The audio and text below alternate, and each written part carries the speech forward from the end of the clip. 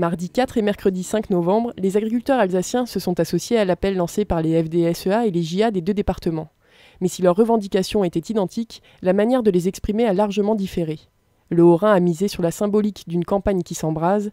20 feux disséminés aux 4 coins du territoire ont illuminé les abords des grands axes routiers à partir de 18 h le mardi. Malgré la pluie battante à certains endroits, et alors même qu'ils n'ont été informés de cette opération que 3 jours avant, les agriculteurs se sont déplacés en nombre ce soir-là. On voudrait de ce côté-là, d'une part, pourquoi le feu? On l'a déjà dit tout à l'heure, c'est ne pas embêter le consommateur lambda qu'on souhaite effectivement associer à notre cause, ça c'est d'une part.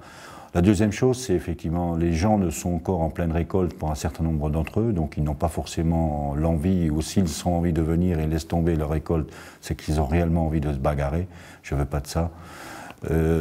Derrière, je pense que, comme toujours, la profession agricole alsacienne a été sérieuse dans toutes ses revendications, n'a jamais été dans un concept de vouloir casser pour se faire entendre. Elle a toujours été, de ce côté-là, sérieuse dans les négociations, sérieuse dans toutes les approches, et c'est cette image sérieuse que veut continuer effectivement à véhiculer, mais en étant sûr effectivement qu'on soit entendu, parce qu'on nous prétexte effectivement que s'il y a des dérives, ça veut dire que le message ne passera pas.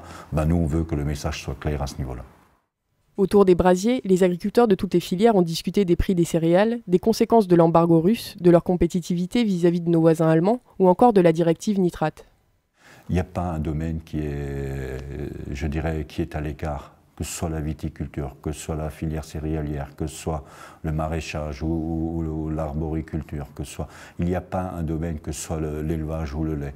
Il n'y a pas un domaine effectivement qui est à l'abri. Chacun est concerné, certains par rapport à la PAC, d'autres par rapport aux produits, d'autres par rapport au social. Je pense qu'il n'y a pas un secteur, et c'est bien ça la grande difficulté, la particularité effectivement de ce mouvement qui existe aujourd'hui, c'est qu'avant parfois il y avait des domaines qui étaient effectivement préservés sur un certain nombre de sujets, alors qu'aujourd'hui, eh bien, personne n'est préservé. Effectivement, les céréales étaient, il faut le reconnaître, relativement bien payés, puisqu'ils étaient au-delà de 200 € la tonne, puisqu'on vend ça par tonne maintenant. Aujourd'hui, les céréales sont encore à 120 € la tonne, alors qu'on a un prix de revient à 140 € minimum la tonne. Si je vous parlais des productions comme le lait et la viande, mon père, qui était également agriculteur, il y a 30 ans, touchait déjà le même prix que nous touchons aujourd'hui. Donc, qu'est-ce que nous avons fait?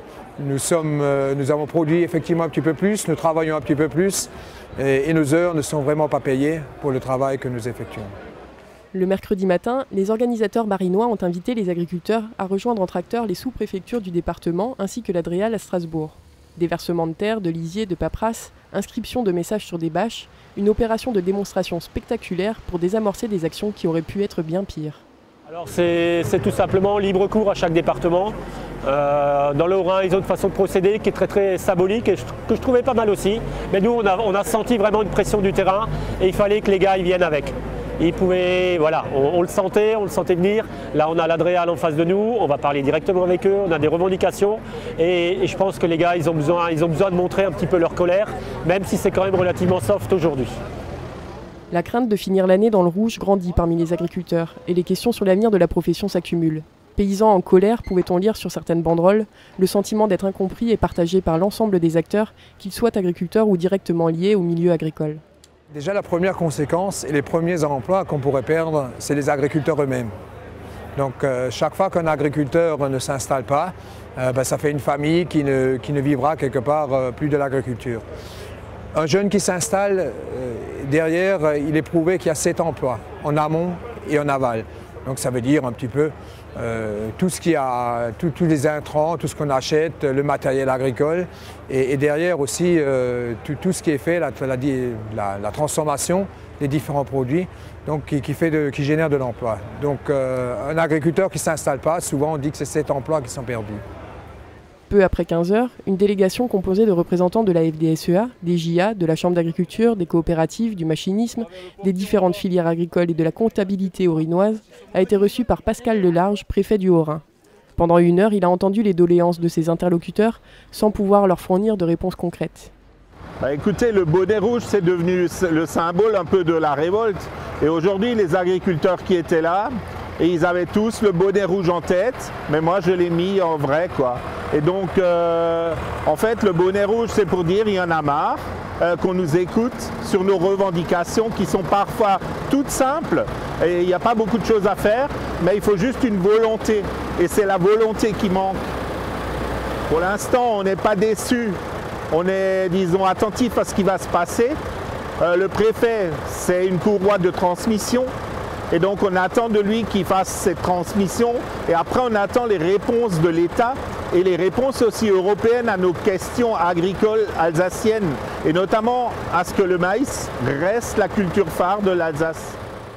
Au-delà de la prise de conscience des autorités publiques, les agriculteurs espèrent rallier à leur cause l'ensemble des citoyens consommateurs. Le message aux consommateurs, déjà acheter français. Le monde agricole est capable de produire des produits de qualité, locaux. Alors là, tout le monde veut acheter du local, mais tout le monde va dans le supermarché et ne demande pas d'où vient la viande. Un simple exemple, au niveau de la restauration hors domicile, tout ce qui est cantine, pas seulement scolaire, dans les entreprises, etc., 80% de la viande qu'on mange dans ces cantines-là est importée. Que le consommateur déjà aussi est un acte citoyen. On parle beaucoup d'actes citoyens. Le premier, c'est de savoir d'où vient l'alimentation et leur nourriture. Et ça fait partie tout simplement d'un acte citoyen. Demandez d'où vient votre alimentation, vous serez surpris.